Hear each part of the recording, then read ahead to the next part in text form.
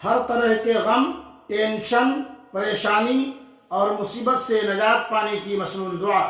رسول اللہ صلی اللہ علیہ وسلم نے فرمایا، کیا میں تمہیں وہ کلمات نہ بتلاؤں کہ جب کسی شخص پر کوئی غم، کوئی پریشانی یا دنیا کی کوئی مصیبت ٹوٹے اور وہ ان کے ذریعے جو ہے دعا مانگے تو اللہ رب العالمین اس کی دعا قبول فرماتے ہیں، اور وہ دعا ہے حضرت یونس علیہ السلام کی، لا الہ الا انت سبحانک انی کنت من الظالمین، الہی تیرے سوا کوئی معبود نہیں، تو پاک ہے، بے شک میں ظالموں میں ہو گیا۔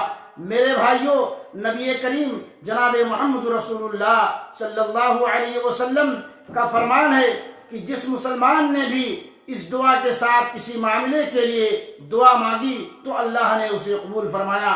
اس لیے اے میرے مسلمان بھائیوں، آپ کسی بھی طریقے کے پریشانی میں ہیں، غم ٹینشن میں ہے، مصیبت میں ہے، تو چاہیے کہ اس دعا کا اہتمام کریں۔ انشاءاللہ اللہ رب العالمین آپ کی اس پریشانی سے نجات دے گا۔ والسلام علیکم ورحمۃ اللہ وبرکاتہ۔